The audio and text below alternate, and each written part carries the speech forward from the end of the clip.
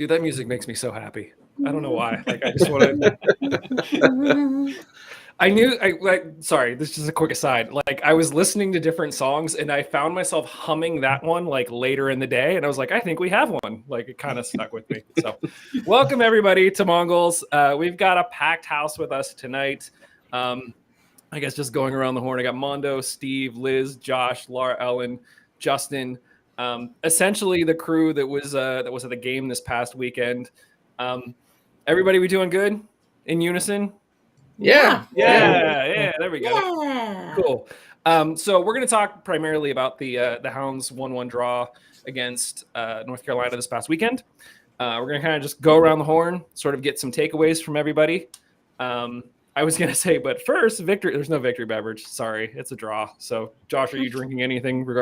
Is it like a ginger ale? A nice LaCroix that's already open pre-show. Yeah. Well, there you go.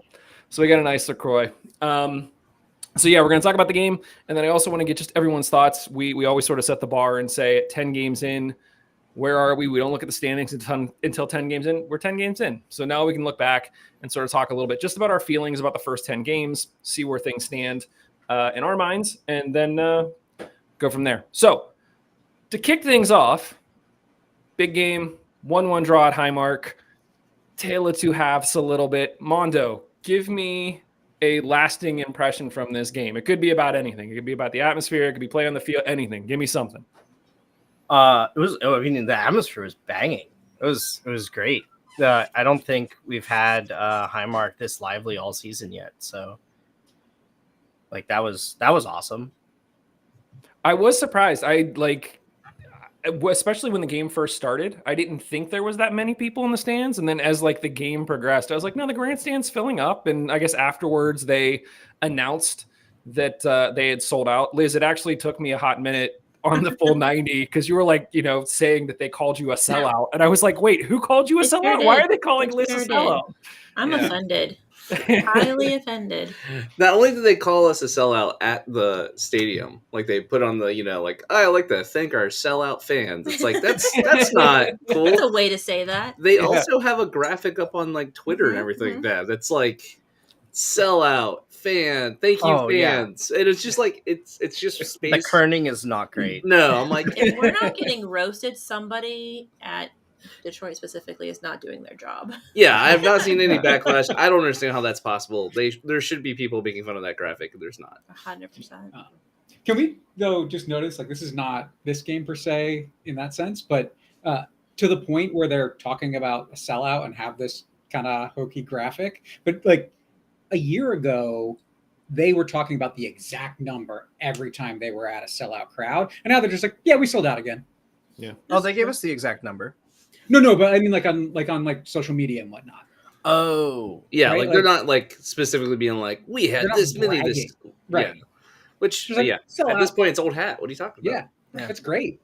Yeah, agreed. It sounds like we need a bigger stadium. Interesting idea. Yeah. Listen, I've said one of the things that we need to do soon is have Jeff Garner back on. He seems itching to talk about sort of these 3 years worth of expansion. And I am very curious how they plan on pulling this all off. So stay tuned. That's definitely going to be a conversation that we're going to be having here at some point. Steve, give me a lasting thought from this game. Lots of heavy legs, and the team just doesn't look like they are, like in a great mood. A number of the players after the game just, granted, on a night like that, they're disappointed, but just so many people just look just like it was a playoff loss rather than an early season draw. Is that, you're around the guys, I think, more often than most of us. Do you think it was more just how they were feeling, like almost deflated by the draw? No, it has me wondering what the mood is in the locker room right now. Interesting. Does anyone have thoughts on that? Well, just wondering, when you say mood in the locker room right now, do you mean based off of like the mood in the locker room after losing like this, or do you think It was a draw, Josh. But well, yeah, I think that a loss? We haven't got to my thoughts yet, but I'll talk about it a little bit. But do you feel like that was more about this game and less about like there's something wrong with the locker room, or No, yeah, I think I get the sense maybe a little more than just this game. I agree. Hard to like with not feeling well and whatnot, not being around as much and missing a few games. Hard to compare from week to week, but just some of the conversations with the guys before the game, during the game, some of the guys on the bench, right? Like just a very different tone when talking about the team. Even their interactions on the field. Sure. You know what I mean? Like Etu demanding that balls get served to a different spot. There's a lot of what are you doing that I don't think we've seen yet this season. And I saw at least 3 players do it this past game. I was like, that's not great. I mean, that speaks to more than this game to me. it's interesting. Something definitely to keep an eye on here. I know we're saying we're only 10 games in, but especially after last season when Bob really emphasized the locker room, and it sort of played out. The guys pulling for each other, and we really saw that camaraderie. Hopefully, we're not seeing cracks in that early this season. Yeah, interesting. Justin, I'm gonna keep going sort of clockwise per the camera. Give me a lasting thought from this one. First of all, I'm glad you guys made it home. For those who don't know, you guys drove 3 hours home right after the game, which I like to complain about an hour and a half, and I just sort of shut up when I heard you guys were going 3. So yeah. Well, and somebody was telling everybody at the game that she was going to be the one to drive home. Well, guess who drove the 3 hours? Not Laura Ellen. Maybe it was all in a ploy to get you to drive. No, that's not what it was. Reverse psychology works every time. My lasting takeaway from this game was this was one of the very few games where I watched Bob get outcoached. And which was very frustrating to watch, to go from a first half where I thought the Hounds played fairly well. It was a pretty even game. It felt like the Hounds were in it. We got the goal right before halftime, which when that happens, generally you come out in the second half and you feel like you've got momentum, you're going forward and all that kind of stuff. And then we come out in the second half and just like completely deflated. It was like we weren't the team who scored the goal right before halftime. It looked like North Carolina was the team that scored the goal right before halftime. And so I don't know what was said in the locker room. I don't know what Bob said in the locker room. I don't know what John Bradford said in the locker room. But whatever was said in the locker rooms at halftime was not what needed to be said, especially on the Pittsburgh side. And so I think it's frustrating because when you're at home, you're up 1-0. What do you want to do? You want to possess the ball. You want to keep it away from the other team. You want to come out in the first 10 minutes and press hard and try to get a second and all of that. And none of it was what the Hounds did coming out of the halftime break. And so I think that's what was most frustrating for me is I have a lot of faith in Lily as a coach. I trust him immensely. He's been here for years. He knows how to coach in this league.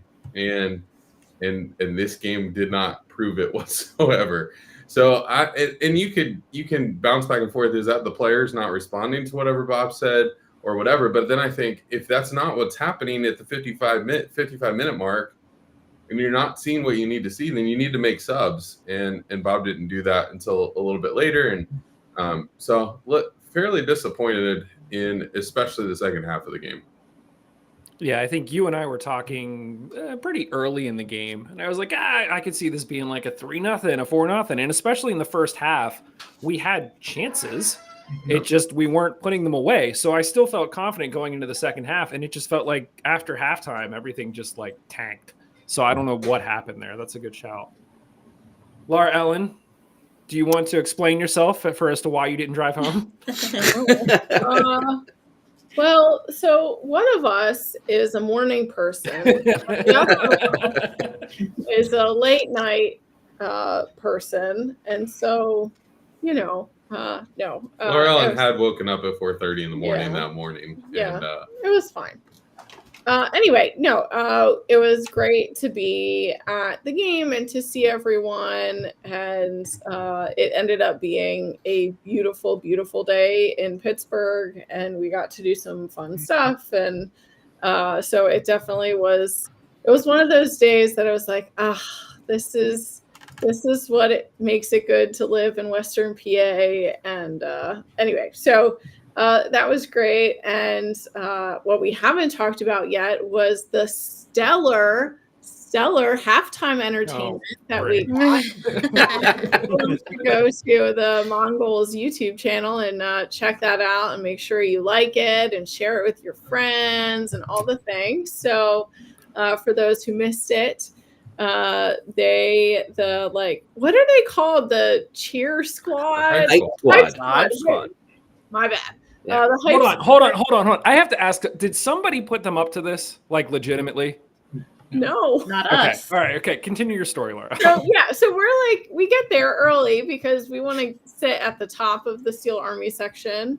And the hype squad comes up to Mike and his boys. And they're like, we're looking for a father-son duo to do this activity, like obstacle. I don't know what it was. And so then Steve and Justin and I are just so enthusiastic and supporting. Yeah, they come up and ask, they were like, do you want to win a prize? And I was like, hold on, like what's going on here? And they barely even got out what they were asking. And all of you just started going, yes, he does. Yes, he does. I'm just like, yeah. Anyway, it was great. I really enjoyed it. Steve was on the field and got some live action shots. So that was fun. So yeah, I think for me, and that was her takeaway from the game. And that was my takeaway. I just wanted to make sure it was mentioned. Someone told me that Mike cheated. Well, I was there. Cheated. So there were reports of cheating. Just throwing it out there. Cheating. So. All right, now, let me tell you my side. So here we go. So first of all, of course, we had gotten 5 tickets months ago when we knew that everyone was coming in, and it turned out my wife ended up having a procedure and she couldn't come in. This is like the first Hounds game I've gone to without my wife in years. And so, of course, this happens pre-game, and I'm like, yeah, me and our oldest are going to be on the field for the halftime. And she's like, what? Like she couldn't even be there to see it.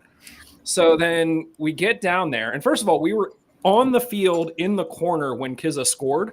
And I was like, do we just like jump on the pile? Do we just go in? Like, is somebody, no one's going to stop us. Do it. Totally should have done it. We were right there. But then what they had us do was we had a pull noodle, and we had to do basically like the dizzy bat thing 7 times, where you put your head down on it and spin around 7 times. Mm-hmm. And then they said you had to go tag Ammo. I'm thinking Ammo's just going to be standing like 10 yards away. So I'm going to be dizzy and I go to run. I look up, Ammo's like 15 yards away and starts running. And I'm like, you jackass. Like, there's no way I'm going to catch you. So I start running. At that point, Steve, I had told you before, I was like, I should just tackle Ammo. I was this close to actually tackling Ammo because I was just done with it. So then from that, we had to run and grab a broom and like sweep a soccer ball into a goal that was at midfield. And then the kicker was they wanted us to army crawl from basically midfield to the 18-yard box. And I was like, I am not army crawling that. That's not happening. So I start on my hands and my feet like I'm like bear crawling. I look over and my son is full on army crawling, like stomach on the ground, just using his arms. And I was like, well, crap, no, I have to like commit so that I get lower. And I'm just on my knees. The field is tearing my knees up. I don't know how those guys like take hits and fall. Like my socks would be up to my thighs if I played on that team because I'd be getting torn up. I still have brush burns that like hurt. So then anyway, I get to the 18-yard box. And by that point, I'm like, my son has beat me there. But he keeps going. And I was like, I'm not going any further. So I stand up waiting for him to stand up. And he didn't stand up. Well, I was like, at this point, I have to go shoot. So I went up and I shot. And it somehow went in. I shot left-footed and somehow it went in one of the holes. So that was the only redeeming thing was I was like, at least I made the shot. But it was great. I really enjoyed it. But I will say it was funny. Justin and I were talking earlier today, and he said, "Oh, well, we can look at the table now because we're 10 games in, and I was like, oh yeah, because not looking at the table has been a problem.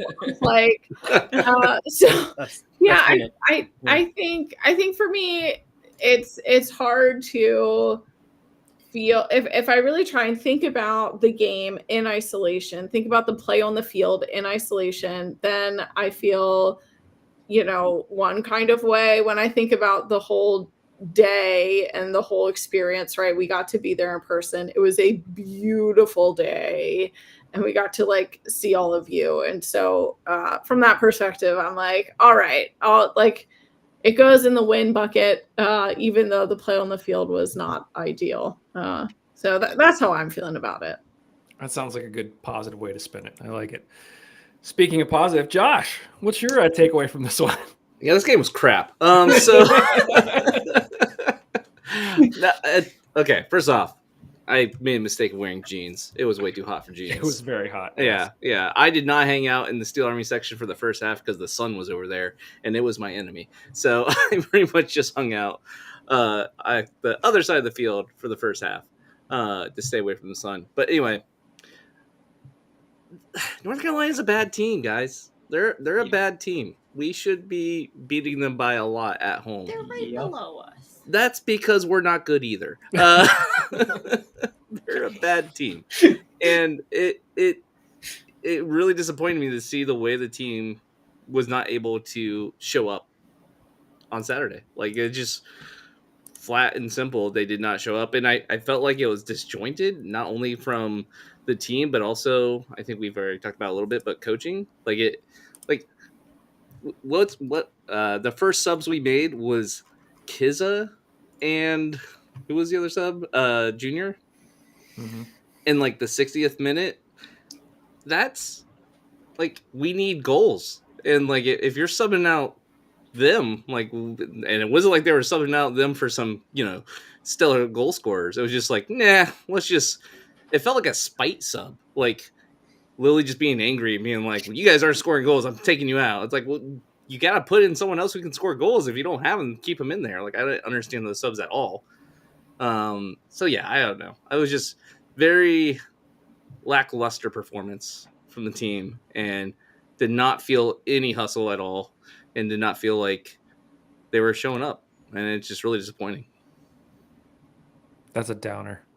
Yeah. Hey, it was nice seeing everyone. That was cool. Yeah. No, that's why I focused about the atmosphere. Yeah. Liz, give us a lasting impression. Mondo, so did everyone on the full 90. No one wanted to talk about the game. No, I mean, I think someone from the full 90 said it. I was like, we deserve that draw. We didn't put forth the effort. I don't know what happened. We stopped making connections. I think that something from the rest of the season, I felt like we were making decent passes, and we had some interesting footwork. I don't know if we'll ever be fancy footwork, but we've had some interesting footwork, and we've progressed. And I just feel like it wasn't happening on Saturday for some reason. It was incredibly frustrating. And I don't know we didn't scramble in the box. I know we didn't have the chances, right? So, but we didn't have 6 people missing the box like we have for the past 3 games. So I guess that's okay. Listen, I don't know. Is this just an iteration? Do we got to fix one thing? But the fact that we lost another is not my favorite. Yeah. It definitely felt disjointed. I think there was a number of times that Justin, we were sort of commenting on the fact that it felt like every time we turned around, we were offsides, and we were called offsides 6 to their 1. So that's clearly some miscommunication there that we're not syncing up. Statistically, Josh, to your point, North Carolina, not a good team. They were statistically better than us pretty much across the board. When I got home and looked at things like possession stats and shots and accuracy, it didn't feel like it, especially in the first half, but it just wasn't it. We even commented on sort of the ref situation, how I thought the ref was really good in the first half. Second half, probably not so much. I know a lot of people were sort of up in arms on Sterling getting taken down. Like the guy basically took out his legs in the box. Like that should have been a call. But the same thing got called on the other side of the field. Yeah. The same exact tackle got called against us on the other side of the field. Well, so if you're going to call it there, why didn't you call it before? And I don't feel like the ref got like the way the play should go right half of the time. I was like, what? I mean, if it's clear to me, I always say this, if offside is clear to me, or if I can tell which way the ball should be going, then the ref should be able to tell. Because, like, I can watch soccer, I can understand soccer, but I'm not that detail-oriented person. And some of them were so egregious. It was very confusing because I don't think I said anything about the ref for the first half. Like, that's a great point. I was very pleased. We have a ref who knows what they're doing. And then all of a sudden, we did not. Yeah. One other point that I wanted to bring up, and not as much connected to this game because I don't entirely blame him for North Carolina's goal, but Steve, you and I were talking a little bit about the reaction to Gabby getting the start over Dick. And I had talked to Coach John Bush on Friday, and he kind of made it clear that he sort of they needed more consistency out of the keeper position, and that's why it sort of alluded to the fact that Gabby was going to get the start in this one. I'm interested in what your guys' thoughts are because it sounds like there's been a lot of hate in some other channels towards Gabby versus Dick, and I'm trying to get a temperature reading on this. I personally don't. I think Dick has been fine. I don't think that I've seen enough of Gabby to think that he's like, worlds worse or worlds better than Dick. Mondo, do you have sort of a thought on Gabby versus Dick and sort of what you might hope for coming up this weekend? I think we're going to see a third goalkeeper in goal this weekend. Oh, really? Because that's boy. The thing. Dick made us. Yeah, he's a big boy. I want to see our big boy in goal. So here's kind of the way I was thinking. So Dick made like one slightly egregious mistake and was immediately benched for that, right? Gabby's been solid, but he made one egregious mistake.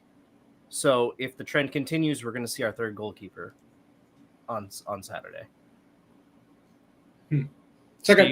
So I don't think he made a big mistake in this game. Bob, at least post game, didn't think he made a big mistake in this game, and he played him after giving up the PK last weekend. So I don't know.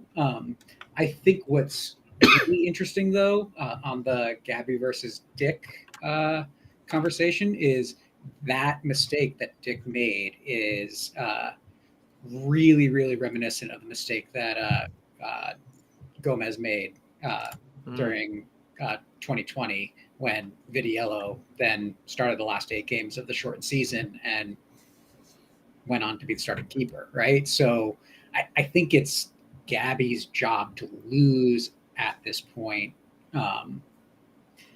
But I think what we saw is we see a young keeper that is still adjusting to the level of play in the league and the decision making, and I think there's a higher tolerance for that than a guy like Eric Dick, who has played a lot of goalkeeping at the professional level and has trained with MLS teams and started MLS games, right? Like, I think the tolerance is, no, you need to be better than this. Whereas with Gabby, he's going to have a longer lead on this, and they're going to work with him. Now, if he doesn't learn from those mistakes, then his starting position is at risk. But if he's in a better position the next time a ball is in that spot, and Bob said it well, he's like, was it the best shot ever? No, but it was great service, and the attacker's always going to have the little bit of an advantage on that. Gabby probably should have either committed to the ball or gotten back to his line, but he's a young keeper, and he's going to learn from that, right? Like that's the takeaway I had from what Bob was talking about. And I think he is going to learn from that. At least I hope he does. When he starts all 30 whatever games next year, we're just going to be thrilled, right? Steve, quickly, do you think Gabby's in goal this weekend? Yeah. Liz, what are your thoughts? I think they're both similar players in the fact that they take a lot of risks. They're different risks, but I think both of them take chances and have a kind of confidence that leads to risk in the net. And for me, that means that I don't know who's going to be on net, and I don't hate the idea of maybe seeing a third. I don't think that either one they don't have the support of the back line. They don't talk to their back line enough to take the risk that they do and for it to pay off, right? So they don't have that additional support that I think you need to play the kind of keeper that both Gabby and Dick play, in my opinion. Now, I mean, if they get that sorted out, those risks can play off big. Like, you can end up with some really fabulous, counterplays. But right now, there's a lot of gasping and, pearl clutching with both of them in the net. Do you think that's fair? The pearl clutching from the fans. Yes. I mean, who wants to give up a goal? Of course it's fair. Who wants to give up a goal at home where we just had one of the most dominant halves? Yeah. Laura Ellen, do you have thoughts on this? I do, and here's what I want to see in a goalkeeper. I want stability. I want consistency. I want it to be like a brick wall. Bushy called it meat and potatoes. I don't want any meat. You want potatoes Grandma ham,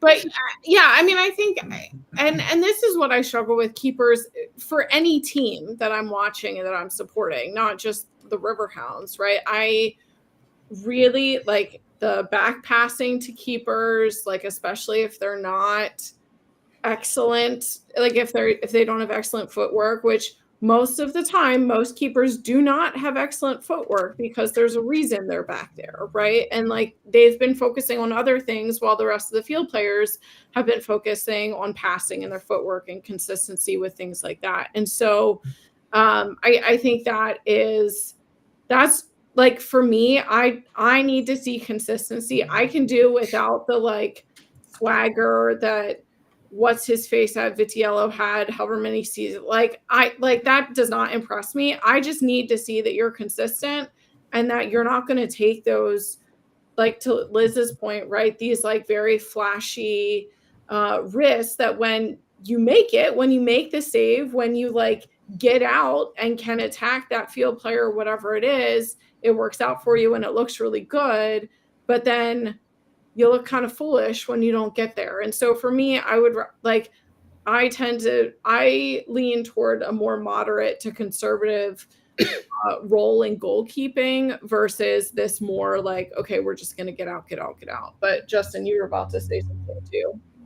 I mean, end of the day, I don't feel like that's our problem. And so I just don't care. And I actually don't care between the two of them or going to a third. Until we start scoring goals, it makes no difference. And so you can have the best keeper in the world. And I think a lot of times when you look at the keeper, the keeper standings at the end of the year and not necessarily who wins Golden Glove, but you start looking at saves, you start looking at, all this kind of stuff. Those are the keepers on really bad teams because they're the teams that are getting shot at all the time. And so I don't really want our keepers to like lead the league in saves because that probably means that our defense is terrible. And so to me at this point, like until we start scoring, you can make whatever change you want with the goalkeeper, but like we've only scored 10 goals. And so goal a game's not going to get it done. So yeah. I mean, I was going to just say that, Gabby gave up 2 the game before. One of them was a PK. He gave up 1 in this game. Dick had a string of shutouts and was giving up 1 goal here and there. Like that should do it. Like we should be winning those games by just getting a goal or 2. Josh, I'll let you sort of round it out here. Do you think we're going to have Gabby, Dick, or Randolph in goal this weekend?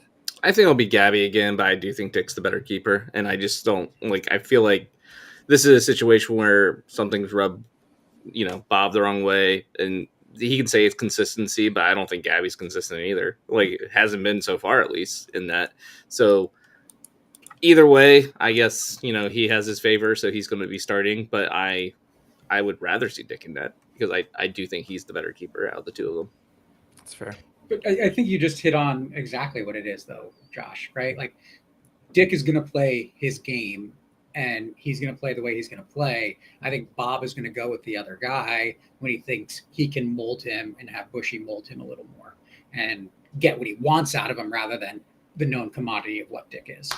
And that's the philosophy I feel like that is maybe biting us in the butt nowadays, because I do feel like this is not a Lily out speech or anything like that, but it's just the same old, where it's like he's really good at molding players. And if a player comes with skills already and already has like a play style, and instead of finding out how to make that play style work in his system, he would rather take someone who's a worse player and mold them into his system than a good player and have them shine.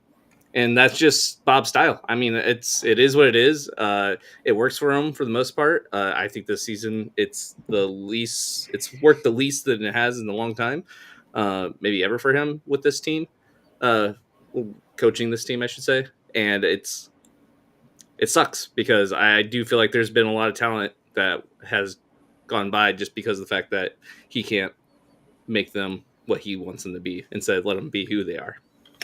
That's fair. Any closing thoughts on this game before we just sort of talk about reflecting on the last 10? I think that. Sorry, Laura Ellen. I think that Nate Dragic needs to get a lot more minutes and do whatever needs to happen so that he can be on the field, because we are shit at corners. And language. Mike started it. I did start it. Apologies. Yes. And the couple of times that he's taken corners from both sides, his delivery has been very nice. I'm very happy with that. I think that is a commodity we should not be overlooking in this type of season. It's fair. Laura Ellen, do you have one more thought? Well, I was just going to say, to Josh's point, aren't most coaches like that, though? Like, aren't most coaches wanting players that they can mold into whatever? Maybe not to the, okay, let me reframe.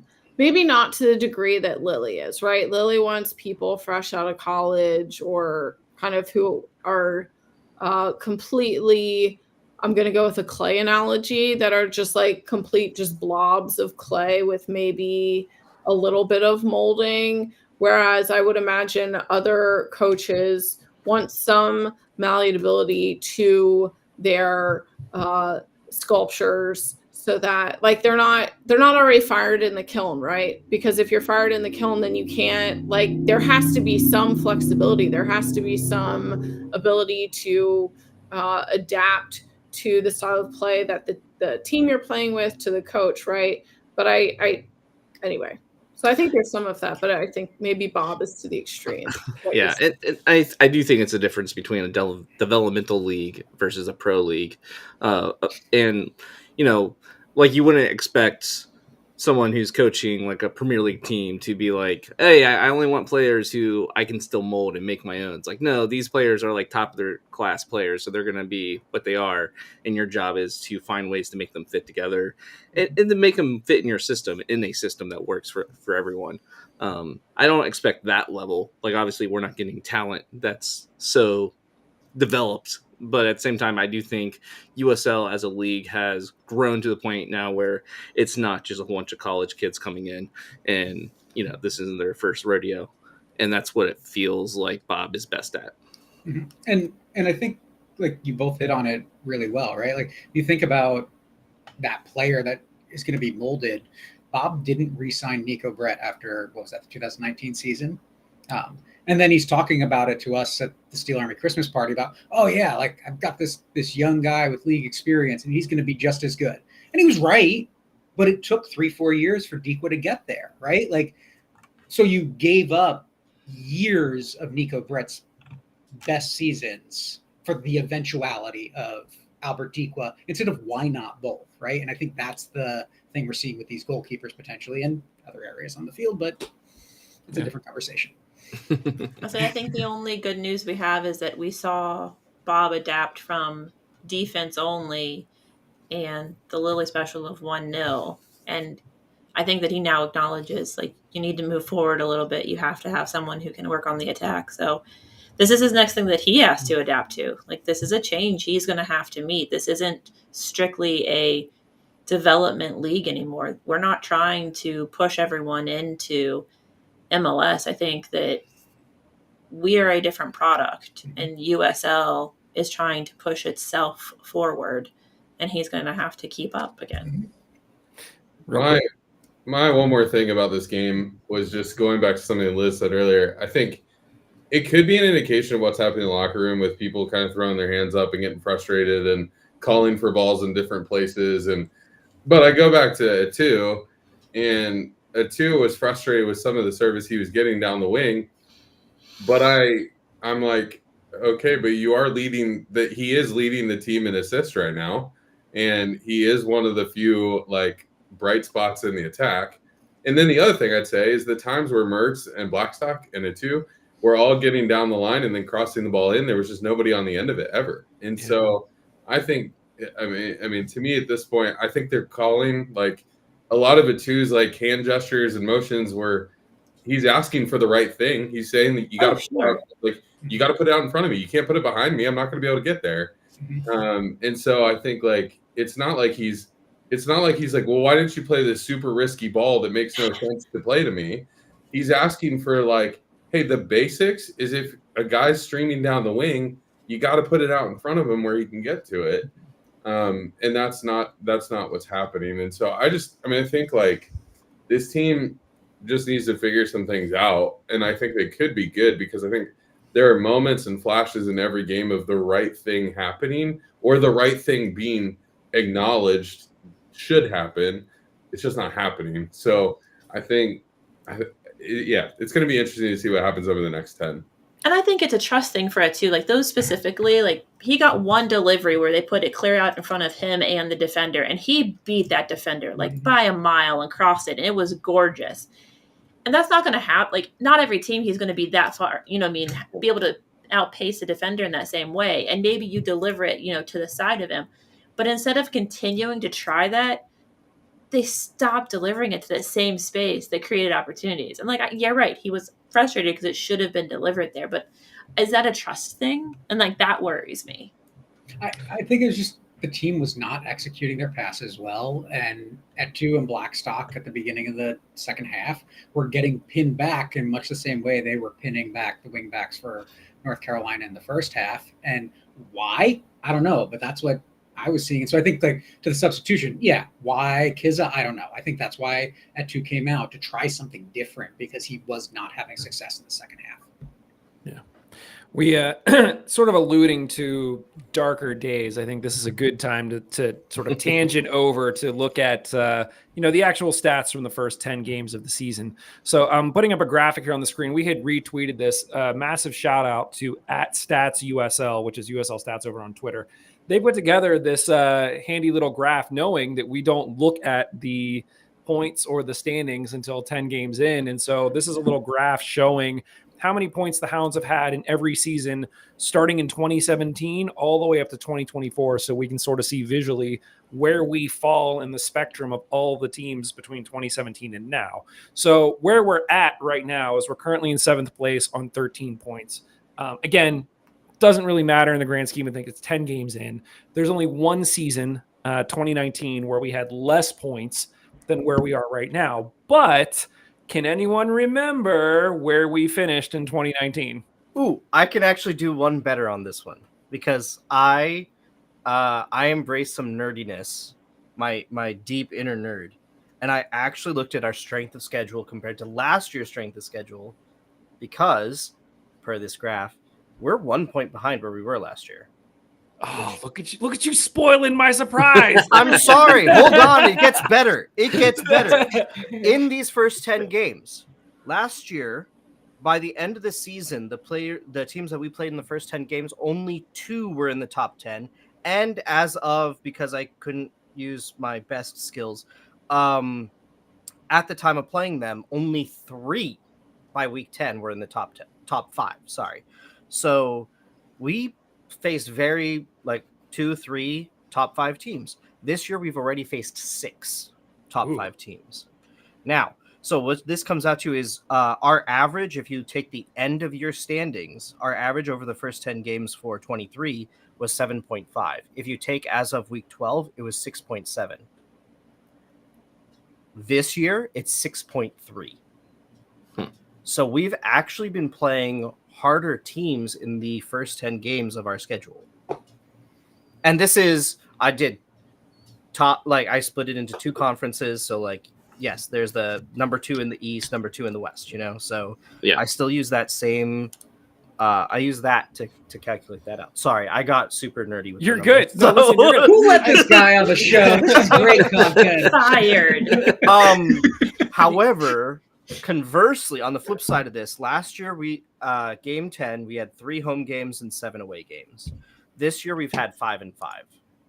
So home advantage has not been paying out. Like we have not high marked as well as we have in previous years.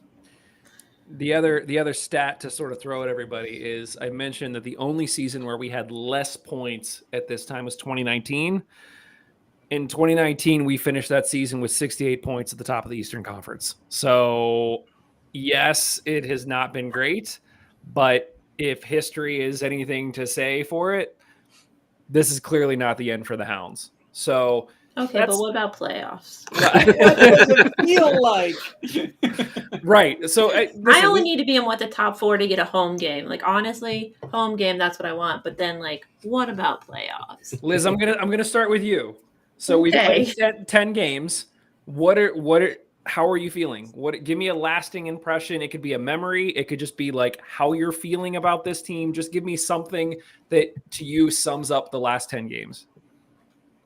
I mean, it's soccer. It's summer. Like it's finally warm. Like I'm with my people.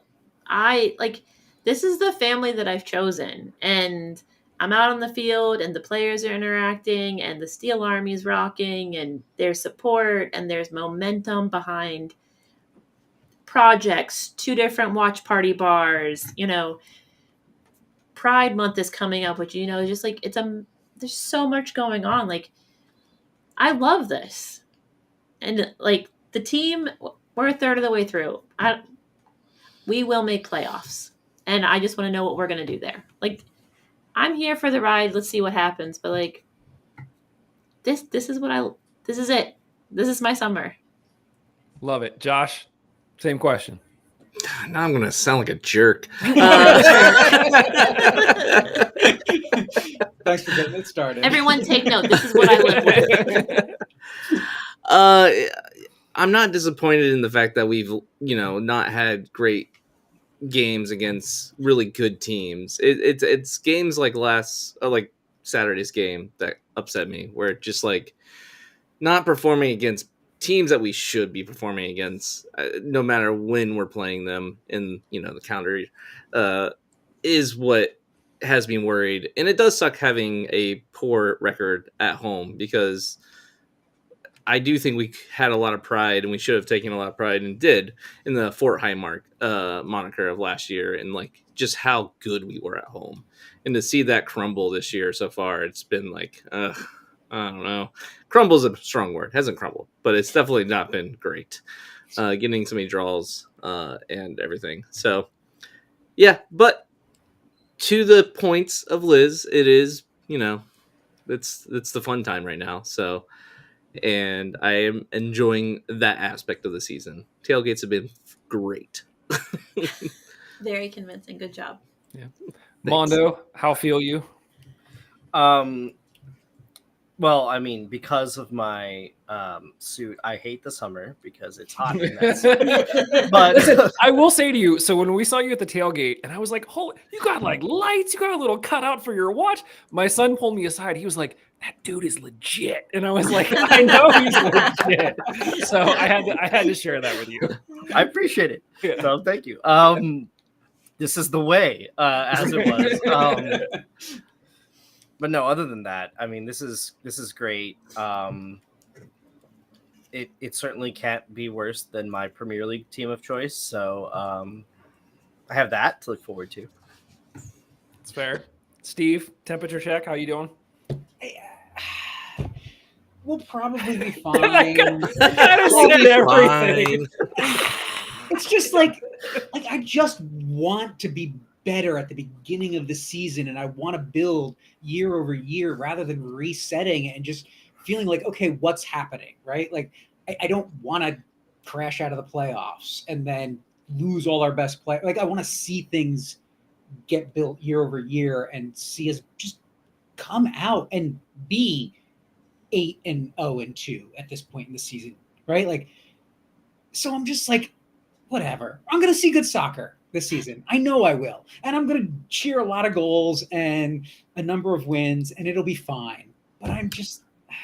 And you're going to get attached to a lot of players, and then you're not going to see them next year. Exactly. It'll be how fine. frustrating is it? We have like 13 returning players, and it feels like a restart yet again. That's so annoying. Okay, I know why it feels like that. I mean, I'm getting players' names mixed up, so I think I accused the wrong player of wearing a Ravens jersey at the tailgate because of this. So way to go! You're the problem. I can't keep everybody's name straight. All the faces keep changing. That's fair. That's why I want cards. I want like Topps cards every season. So I really just so I can use them as flashcards. Or like a playbook, just one playbook. Yeah, one playbook that has everybody's pictures and bios and everything like that, and I'll study it. Because right now I just have it online, and I always, Justin? Yeah, let me give you the soccer positivity. We're only one of 5 teams who haven't lost in their last 5 games. Wow. So you want to Wow. So if you want to know the other 5 teams or the other 4 teams, Charleston has won their last 5 in a row. So that is what it is. Indy is also on a 4-game win streak, and then there's us, who is 3-2 in our last 5 games. And then you got to move out to the West. Sacramento is 2-3, 2 wins, 3 draws in their last 5, and then Colorado Springs is also on a 4-game win streak. So we're one of only 5 teams in the entire league, both conferences, who haven't lost in their last 5 games. So I hear what you guys are saying, and I feel it, and that's the strange thing, right? I feel Get your shit together. I feel what's happening with our team. Our team sucks, and our team is terrible. But then I look at like what's actually happening, and we haven't lost in 5 games. And like, yes, the draw at home against the, and like again, Fort Highmark, we've lost 1 game at home, so. It's still Fort Highmark as far as I'm concerned. We played 5 games there, and we've lost 1. So, it could end up being that was our only loss at home all season long. But it feels bad right now. It feels bad. But I think the team above us in the standings right now has a -5 goal differential right now. That usually pans itself out by the end of the season. So I don't know. I'm good. I was gonna say you just like threw a whole bunch of stats at us. I'm good. It's fine. No, I'm good. I mean, I think I'm like, all right, cool. Like it'll pan itself out over the course of a 5-game season. Can we just like appreciate the sheer Justin's answer? Yeah. Laura Allen? Here's my thing. In the rest of my life, in my professional life, I'd like to think that like 90%, 95% of what I do is data driven. And, I think Justin brings a very nice, layout. Mondo shared some stats. Honestly, I don't care. I feel terrible about this team. I am disappointed. And it's not you, it's me thing. It's definitely it's you thing. This is not about me. I don't know what's going on. I just want it to be fixed. And also, we were trying to decide when our first Riverhounds game was, and I think it was either the very end of the 2012 season or at the beginning of the 2013 season. We've been through a lot, right? This is not right. This is not going to be the end. And yet, I really enjoy complaining about it and expressing how I feel. So, I think y'all can keep your stats and, hopefully they, help you feel better and maybe they help you sleep better at night. But for me and myself, I will continue to be grumpy about this season until I see some more wins, and not even just the wins. Frankly, I just want to see some more. Again, this is the only area of my life that I want more conservative, moderate lane of thinking, right? Everything else is different, but just like be consistent, have consistent passing, consistent crosses, get your free kicks and your corner kicks. Just come on here, friends. Let's be better. Let's soccer better. If you want to pull deep cut, soccer better. You don't know what we are consistent at? We are second. Sucking. We are second in the league at big chances missed. Oh god, dude. Well, how do you feel? The team that's in first place is Charleston, who has scored the most goals and is leading the league, and has missed the most chances. Can't miss them unless you make them. And big chances missed. But we're also second in the league at touches in the opposition box. So we've gotten there. So nothing. No, but listen, that's why, Justin, at the game the other day, I was saying that I could see the Hounds busting away for a 3-0, 4-0 win here because they're getting chances. It's just that they weren't putting them in. And at some point, they're going to have to start. I mean, I'd like to think they're going to start to have to go in. This was a game where, as we talked about, we weren't getting bodies into the box on crosses. We have been previously. So I agree. I think there needs to be some of that meat and potatoes consistency to make sure that we're just showing up every single week and we're making stuff happen. I don't know what my lasting thought is from these last 10 games. For some reason, I still think of, there's been a lot of change. It feels like we've been trying to figure a lot of stuff out. The whole Danny Griffin experiment as a center back thing, whether it was experiment, whether it was because we were short players, whatever it may be, it was a thing. And we sort of settled in and realized, okay, he's not a center back. We're going to put him somewhere else. And we made some strides in that regard. We were without Sterling for a while, and then Sterling showed up, and we've yet to see if Sterling is going to be the guy that everyone kind of hoped that he's going to be. So we'll have to sort of see how that pans out. I think we could still have some surprises in this team. I think that there are still some players on the bench that could end up making a pretty serious impact. I still kind of like what I've seen from EJ. Maybe get him a little bit more time to run around like crazy up top. I don't know. I really don't know.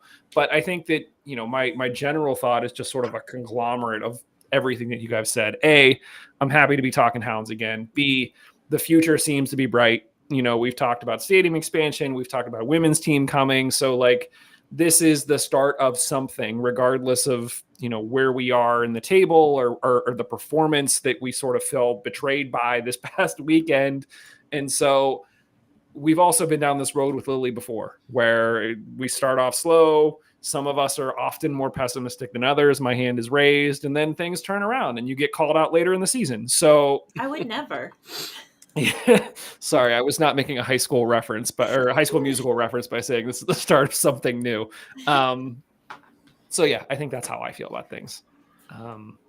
But that is what we think. Obviously, everyone let us know what you think about the past 10 games and sort of where you see this team going from there.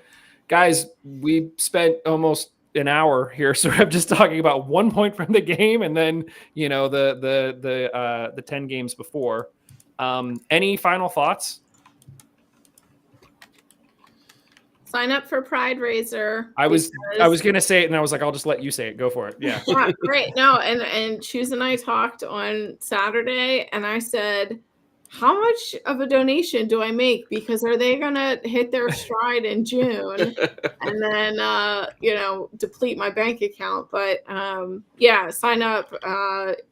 Everything's going to Persat again, which is such a great organization in Pittsburgh. And hopefully they hit their stride, right? Because a donation, to them would be great. But I love Pride Raiser. So keep your eye out for our new Pride scarf in June. It is fire. It's so good. I am ecstatic. Already planning on buying so many. Was it last year you guys did one, or was it 2 years ago?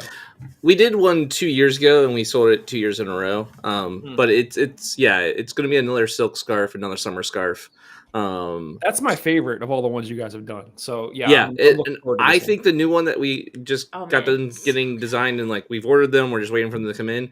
I think that design is better than our last Pride Razor scarf, and I thought our last one was great. So yeah, shout out to Shu for spending so much time on this new one. Yeah. We had an idea and we just threw it to him, and he was like, "That's gonna be really hard," and then he did it. And then he did it so well. I was just gonna say, Mondo, I think that your suit is missing a scarf, but then I forgot how you said how hot it is in the first place. So scratch that. So- You don't need a scarf. Yeah. It's funny you say that. One of my original ideas was to collect scarves over the years and eventually make a cape out of them. So that's still on the So table. heavy. It would be Oh, it's so already. heavy. But I mean, like, your cape would be so heavy. Scarves are just like- usually like two. Never mind. We'll talk offline. But I think you Yeah. cut the scarves in half. Yeah, and if like, I like spread them, yeah. Yeah, it Like, could be there's fine. it's. I need to get better at sewing, but it's doable. I'll help. Liz sews. She can help you out. I do. We'll hand knit them together. Just- That's what Liz will do. I'm not hand knitting them. I'll sew them for you. No, I have together. other things to knit. I was gonna say, listen, if going back to the locker room comment earlier, if they're having locker room troubles, if we got trouble in the locker room, if we got to throw them a dinner to get them all to come together, Ooh. I'll cook for literally. That could be anyone. fun. Yeah. I will come and help Liz cook. like That I could be would, fun. I would be down to help cook, help organize, because like if that's what it's gonna take, and if that's what gets the team on the same page, yeah, Like absolutely, a little appreciation dinner. I Yeah, am Like in. the fans throw for the players. yeah, Yeah. mid-season. I do want to qualify. This is purely speculative on my part. Yeah, this is not Right? Like currently I am happening. not like saying I know something specific is going on. Same. I am guessing. This is purely the vibes I'm picking up, not any Well, I mean, even if specific it's like everybody's mad at each other and they need like a come together moment, Yeah. you know. If Like, it makes you feel any better, though, the Mertz family regularly has all of them over for family meals. So Oh, that is that's a awesome. regular occurrence with the Mertz family. They will, and then like all of the Mertz cousins are there. It's pure chaos and delightful. It's the best stories. Grandma Mertz, Rachel, just I love hearing her talk about it. It's fantastic. I feel like we should just do a show with Grandma Mertz, and just Rachel would be fantastic on a show, but she will give you what for if she disagrees with you. So be on your best behavior. Mertz is just dreading this. Robbie's just like, don't, please don't. I Don't don't need encourage them. an hour of grandma telling all my stories about when I was a little kid. Any other final thoughts on this one, everyone? All right, it was great Can we seeing you. say like how fun it was to all be together. I was just gonna say Really it was emphasize that. Like Yeah. it was great. It was Yeah. great. It was a really good time seeing all you guys there. It's a good time having you guys all here. Love spending time with you guys. Hopefully we can do it more often here. There's a rumor that, the elusive Kevin might be around this summer for the Likely Liverpool story. game. And so so maybe we'll do it again. But yeah. I think that's it for this one. Thank you, everybody, for listening. As always, make sure that you go and subscribe on your podcast player of choice, or if you're checking this out on YouTube, make sure you subscribe there as well. We do appreciate the support. Otherwise, we have a lot of content coming at you as always, so stay tuned, and we will talk to you very, very soon. Later. Good game, guys. Bye. Bye. See ya.